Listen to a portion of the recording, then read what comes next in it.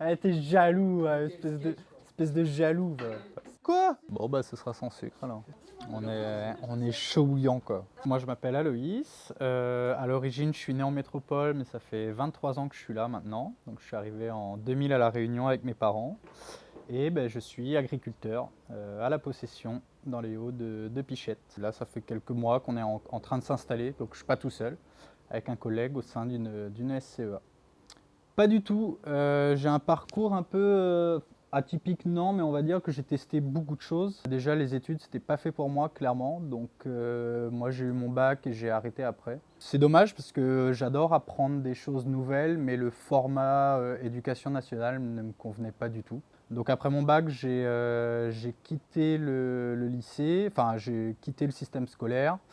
J'ai été vivre quasiment un an en Italie, parce que j'ai un frère qui vit là-bas. Donc, comme dirait Léo Ferré, les voyages forment la jeunesse. Et c'est vrai.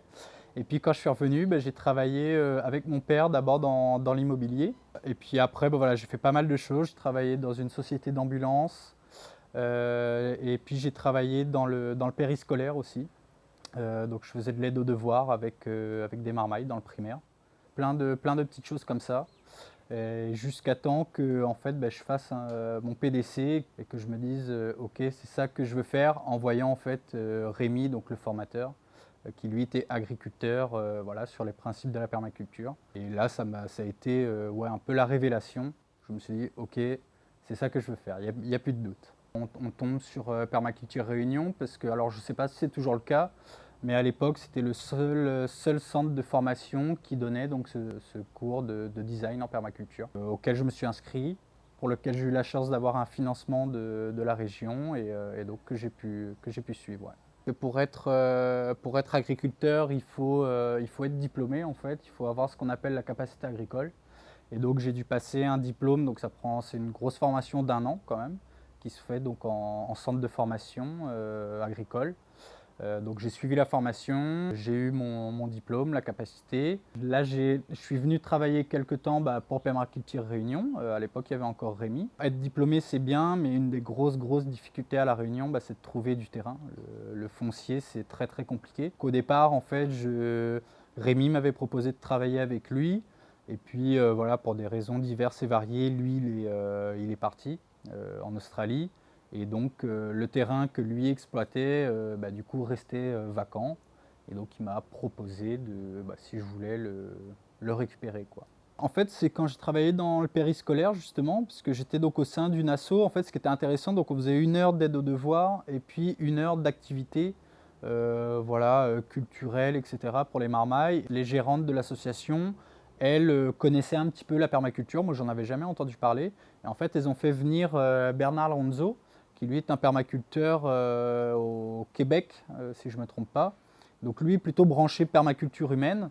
Mais déjà, voilà, ça m'a donné une approche déjà sur ce qu'était voilà, la permaculture, etc. J'ai eu un premier pied là-dedans par le biais donc, de mon ancien boulot. Et puis c'est à partir de là que voilà, j'ai commencé à m'y intéresser sur voilà, les principes de la perma, etc. La permaculture, c'est très vaste. Mais moi, c'était le côté nature, on va dire, nature, jardin, qui m'intéressait le plus, quoi. J'ai toujours aimé voilà, faire le jardin, quoi, un peu comme beaucoup de monde. Et puis du coup, après, voilà, vraiment m'intéresser aux principes même de la perma qui vont quand même très loin. Voilà, qui vont même d'ailleurs au-delà du côté jardin. Au départ, en fait, la permaculture, on en entendait surtout parler.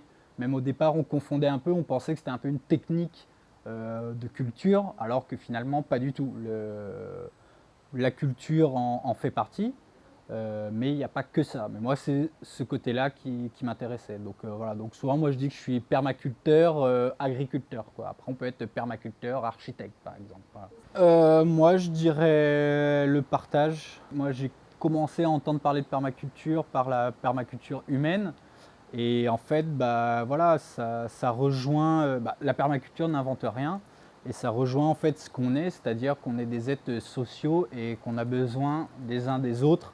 Voilà, moi ok, on a un terrain, mais je ne peux pas et faire pousser des légumes et être menuisier et être charpentier, etc., etc. Donc en fait, on a besoin des uns des autres. Donc je dirais c'est ce côté humain ouais, auquel je suis très attaché. Ouais, ouais. voilà, on a rien inventé, c'est juste c'est reprendre ce qui fonctionne. Et entre autres, bah, une des valeurs très importantes de la perma, c'est imiter la nature. Donc après, bah, voilà, la nature fait mieux pousser les plantes que nous, clairement. Hein, elle le faisait bien avant que l'homme apparaisse. Donc voilà, c'est savoir bah, être dans l'observation et puis bah, refaire ce que la nature nous montre, quoi. En fait, le sol, c'est vraiment le fondement, c'est la base même. Bah, déjà, en tant qu'agriculteur, c'est mon outil de travail principal quand même, pour faire pousser mes légumes. Et puis, c'est le fondement, du coup, de notre civilisation. C'est-à-dire que sans le sol, ben, on n'a pas toutes les plantes qu'on mange, on n'a pas les plantes que les animaux mangent et qui nous rendent service, voilà, soit en termes d'alimentation directe ou voilà, de matières premières comme de la laine, etc. Donc effectivement, c'est vraiment ça. Et c'est voilà, prendre soin du sol. Donc, pour en revenir à ce que je disais, dans l'imitation de la nature, c'est par exemple, ça va être couvrir son sol, effectivement, le travailler que très légèrement, donc ça va être en surface. Voilà, il n'y a pas d'interdit en permaculture. Maintenant, ce qu'il faut effectivement, en fait, la nature ne fait pas les choses sans raison. Donc si les choses se font comme ça et qu'on apprend à les observer, qu'on les imite, c'est qu'il y a une raison. Et comme je le disais, et c'est que ça marche, quoi. Je veux dire, voilà, les plantes sont là depuis un bon paquet de temps. Ça fonctionne, il n'y a pas de souci. La planète a connu voilà, des périodes extrêmes, que ce soit chaudes, froides, etc. Elle a toujours su s'en remettre parce qu'en fait, elle est résiliente. Et donc, c'est ça aussi, finalement, prendre soin du sol, c'est aussi créer sa propre résilience parce que en fait, tout part de là, quoi. Donc, ça va être effectivement, par exemple, couvrir son sol, comme le fait la nature quand les feuilles de l'arbre tombent au sol pour créer voilà, cette petite couverture organique, quoi. C'est génial parce qu'en fait, on n'a rien à faire à part observer et appliquer derrière. Donc c'est encore plus facile. Je simplifie un petit peu évidemment, mais globalement, c'est ça, quoi. On est des imitateurs de la nature et c'est pour moi ouais, un des principes les plus importants, en tout cas moi de mon point de vue de la perma, c'est ça, c'est imiter la nature. Parce que, comme je le dis, elle fait les choses mieux que nous, quoi. Les principaux défis, pour moi, ça va être à venir, c'est-à-dire, c'est malheureusement le changement climatique. C'est que, par exemple, là, je lisais encore dernièrement que on a, là, je voyais, je crois que c'est dans le sud, on a une pluviométrie pour un hiver qui est, c'est plus de 50% par rapport à la normale. Donc, en gros, là, il se met à pleuvoir en saison sèche. En saison des pluies, ça se trouve, il va être sec.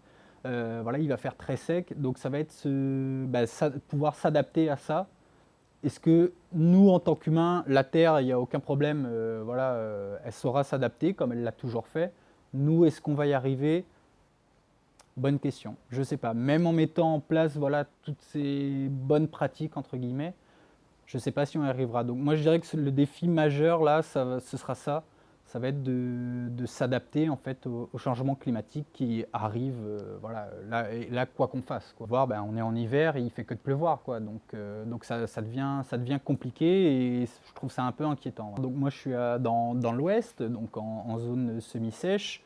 On a la chance d'être un petit peu dans les hauts, mais globalement ça va surtout être ouais, en termes de pluviométrie, quoi, et de sécheresse. Et que les choses s'inversent, quoi, et que du coup c'est compliqué d'anticiper, de pouvoir réagir, quoi. Nous là, on voit, on a des arbres qui sont en fleurs. Bon, tant mieux pour nous, ça veut dire que ça va donner des fruits, mais finalement c'est pas normal. Et là, on imagine que c'est parce qu'il pleut, alors qu'on est en saison sèche. Mais voilà, et du coup ça perturbe un petit peu tout comme ça, quoi. Donc ça c'est vraiment pas évident. Ouais. Je suis pessimiste pour nous, l'espèce humaine. Clairement, on fonce droit dans le mur. Et si on continue, clairement, on s'en remettra pas. Donc pour l'espèce humaine, je suis clairement pessimiste. Par contre, pour la Terre et la planète, pas du tout. Comme je disais tout à l'heure, voilà, elle a traversé des ères glaciaires, elle s'est pris une météorite sur la tronche. Elle a toujours su s'en remettre, là-dessus, il n'y a pas de souci.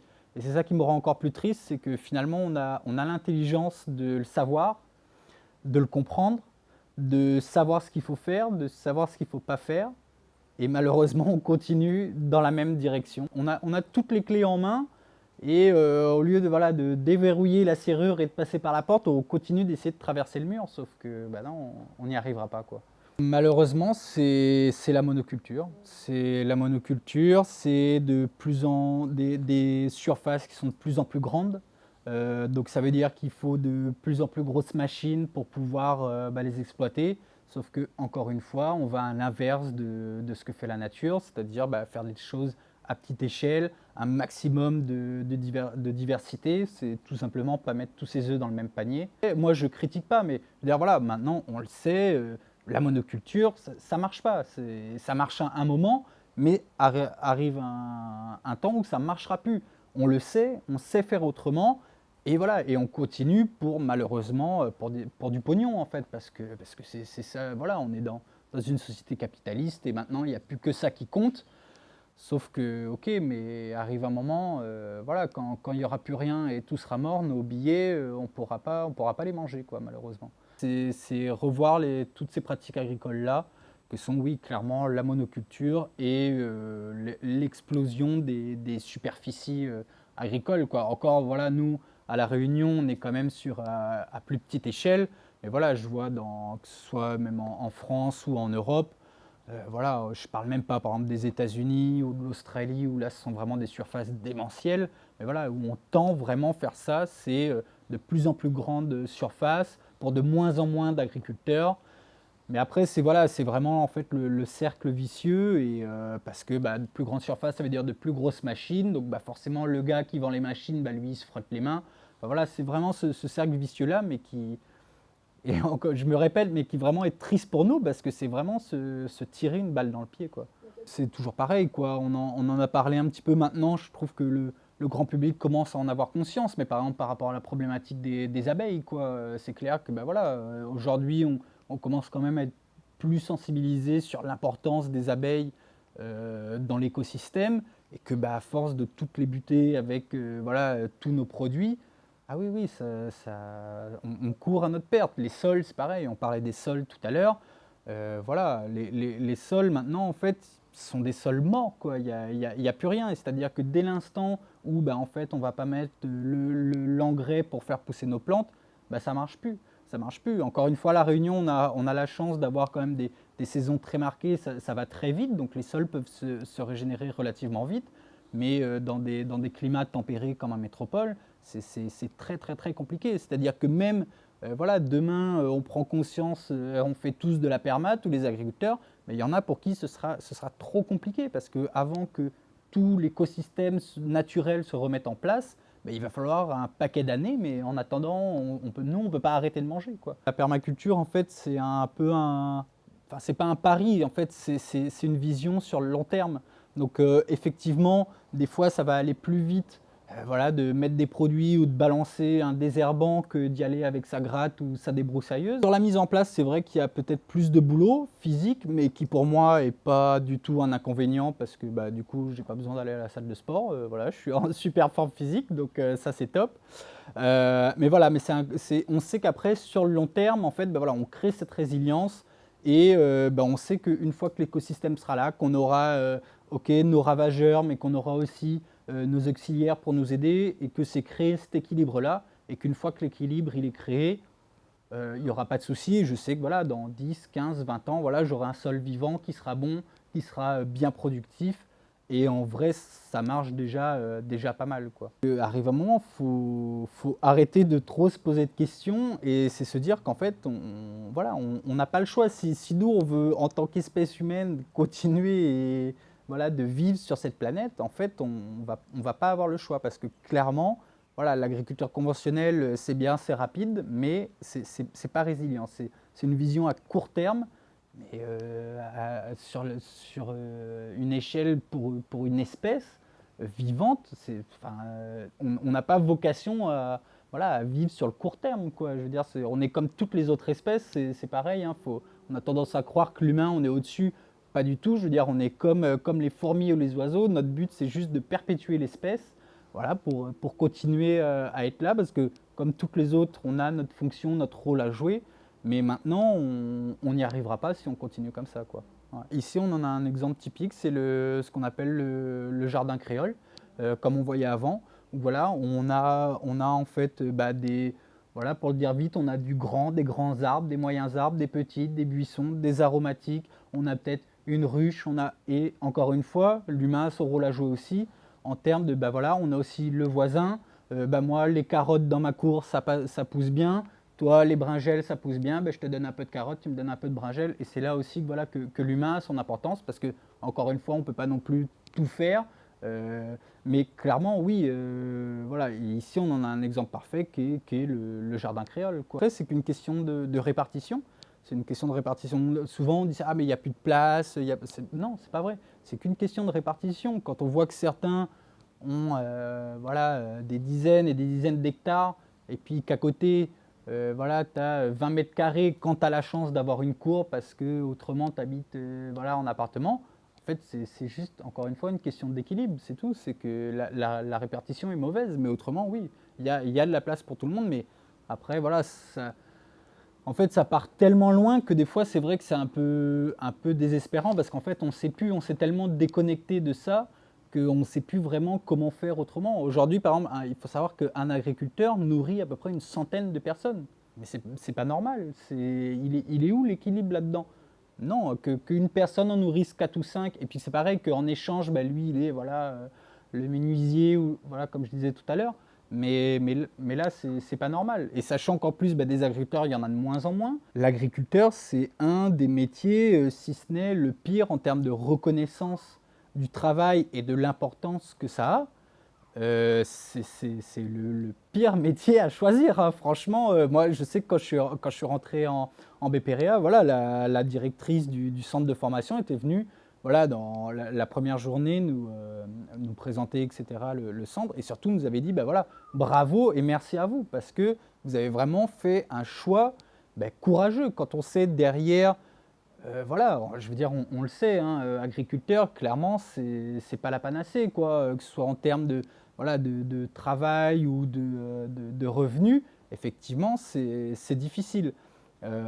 Mais maintenant, sur l'importance qu'il y a, enfin, il y a ce petit dicton qui dit que bah, dans notre vie, on aura peut-être besoin d'un médecin ou d'un avocat qu'une fois dans notre vie. Par contre, un agriculteur, c'est 3 fois par jour qu'on en a besoin. Et à côté de ça, ce sont les plus mal payés. L'autre jour, j'entendais encore une émission à la radio.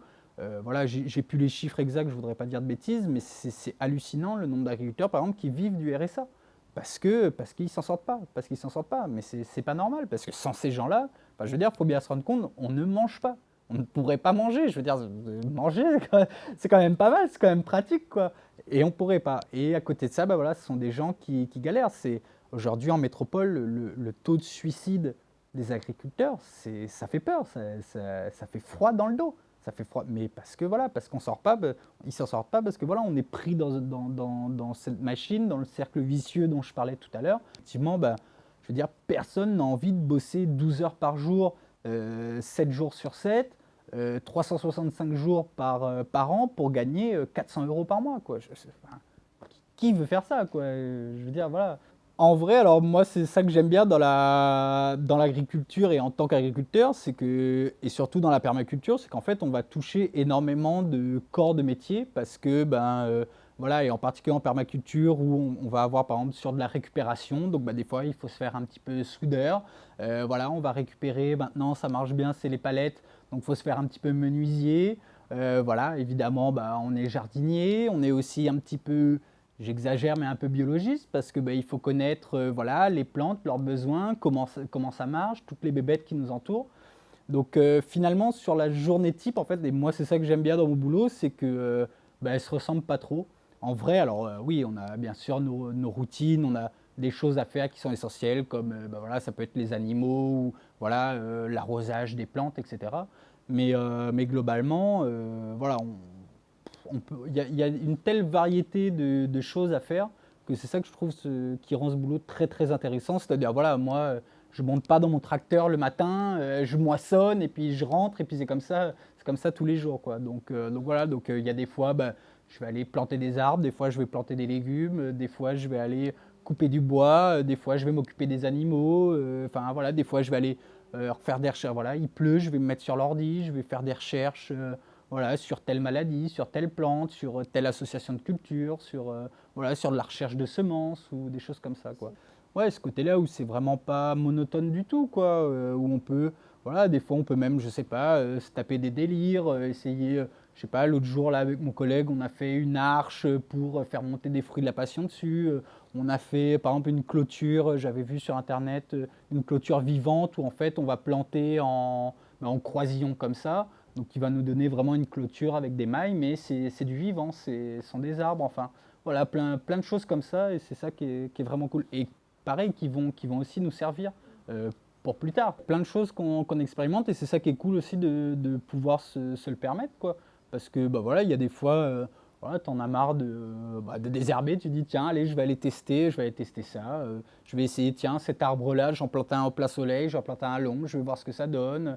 Et puis beaucoup d'échanges aussi, voilà, on a, comme je disais, hein, l'humain est très important, donc voilà, on va croiser quelqu'un, ah bah tiens, j'ai entendu parler de ça, de telle technique, ah bah ouais, vas-y, on va essayer, etc. Donc voilà, et puis on se fait des retours comme ça.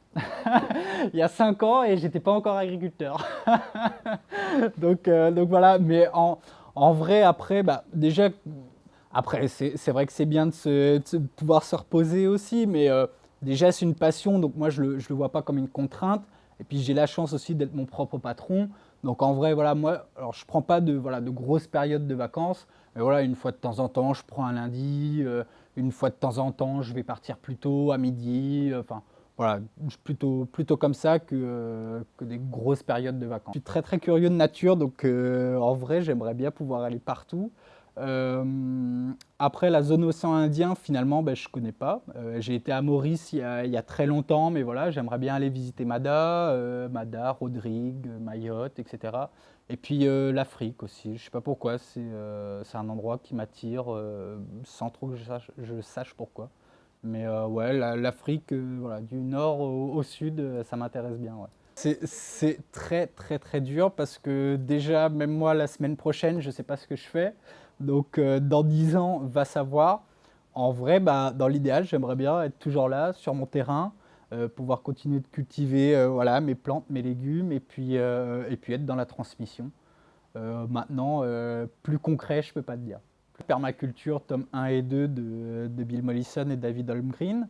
Il y a aussi bah, du coup Bernard Alonso, donc moi en plus j'ai commencé comme ça, qui a écrit un bouquin Permaculture humaine. C'est un livre qui a été adapté en film qui est L'intelligence des arbres de Peter Vermeulen, j'espère que je prononce bien son nom, qui est un garde forestier allemand.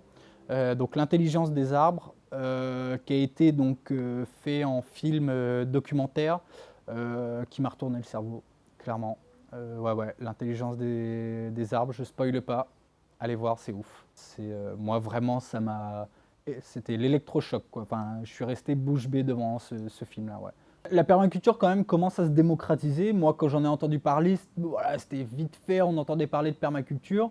Et entre autres, bah, je vais prendre l'exemple par exemple au tout départ, on parlait par exemple de but de permaculture.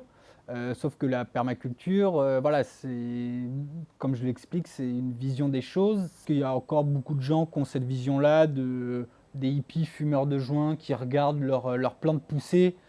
Non, venez faire une semaine avec moi, je vous garantis que non. En règle générale, quand tu expliques ce que tu fais aux gens, que voilà, ce que je disais, tu es dans l'imitation de la nature, le respect, etc., les gens sont quand même plutôt ouverts et plutôt contents d'entendre ça. On le voit, les exploitations, même en bio, voilà, ne cessent d'augmenter. Donc sur ce côté-là, on va plutôt vers le positif. Et puis après, j'ai envie de dire, les gens qui ont vraiment ce discours-là, te dire, bah voilà, sans produit, on ne peut pas, etc.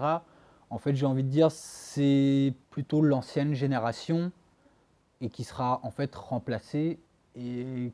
Et justement, et c'est cette nouvelle génération-là qu'on essaye d'éduquer justement au travers, par exemple, des formations et qui, voilà, qui n'ont pas trop de mal en vrai à le comprendre, quoi. Il y a toujours, sans trop être manichéen non plus, mais voilà, il y a toujours le positif, le négatif. Donc clairement, hein, la permaculture, je veux dire, avant même l'ère industrielle, en fait, tout le monde faisait de la permaculture. C'est très ancien, en fait, moi j'ai presque envie de dire que c'est le fondement, encore une fois, de nos pratiques et notre mode. C'est juste que, voilà, on a à un moment, on a un peu dérapé, on a un peu dévié parce que, bah voilà, avec l'ère voilà, industrielle, on pensait en fait sous une forme de se dire: «Ah bah voilà, oui, c'est sûr que c'est plus confortable, ça va plus vite». On pensait se rendre service et finalement pas du tout et effectivement, la permaculture alors des fois on entend je parlais de David Holmgren et Bill Mollison qui ont écrit, Permaculture tome 1 et 2, mais en fait de temps en temps on entend: «Oui, ils ont inventé la permaculture», mais en fait pas du tout. Ils n'ont fait que condenser en 2 bouquins, accessibles à tous.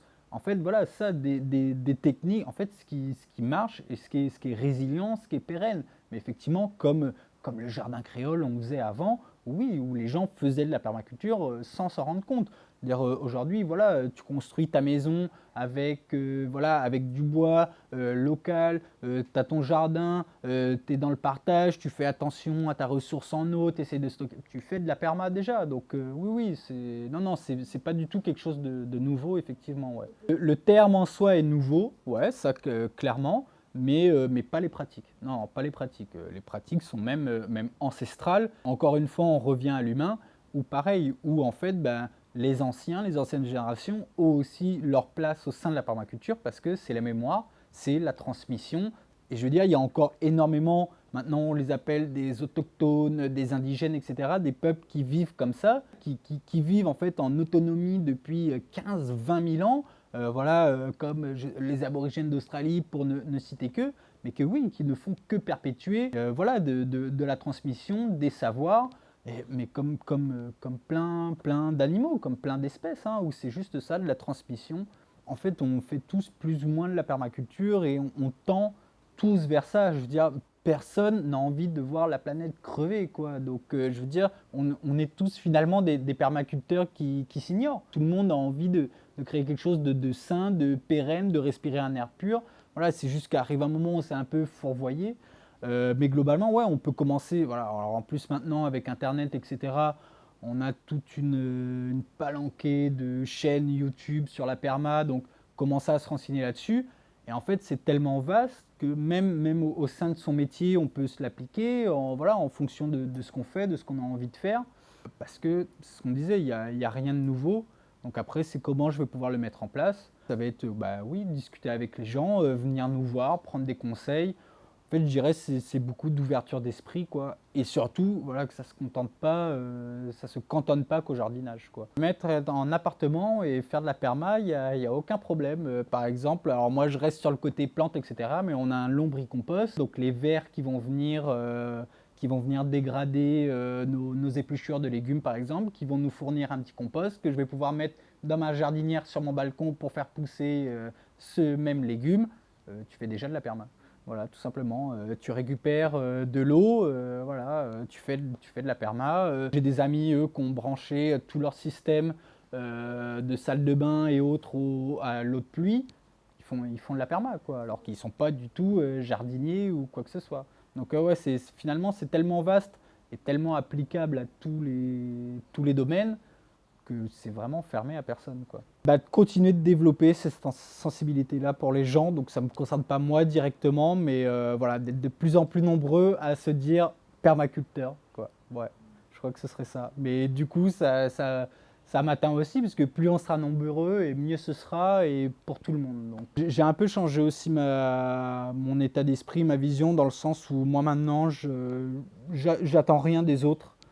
Vous trouverez sur Internet le Pierre Rabhi qui raconte l'histoire du petit colibri, qui fait sa part. Je ne raconterai pas l'histoire, mais voilà, moi je suis le colibri et les autres ils font ce qu'ils veulent, moi je fais ma part. La colère et puis après le dépit. Le dépit, voilà, c'est mort, il n'y a plus rien à faire, mais parce qu'on en attend trop des autres, alors que non, le mieux c'est de commencer par soi-même, et puis voilà, et puis bah, peut-être essayer de rallier les autres à sa cause, entre guillemets, et puis bah, de faire boule de neige comme ça jusqu'à ce que la boule devienne énorme et emporte tout le monde. Avant, j'étais ouais, vraiment différent, mais parce que je pense que j'en attendais trop des autres, peut-être pas assez de moi d'ailleurs, et donc bah, de commencer par soi-même, c'est déjà pas mal, et puis les autres, on verra plus tard, quoi. Ne vous résignez pas, mais voilà, cultiver la résilience, quoi. Je dirais c'est ça le mot d'ordre, résilience, mais qui implique de très grandes choses pour la créer, cette résilience-là.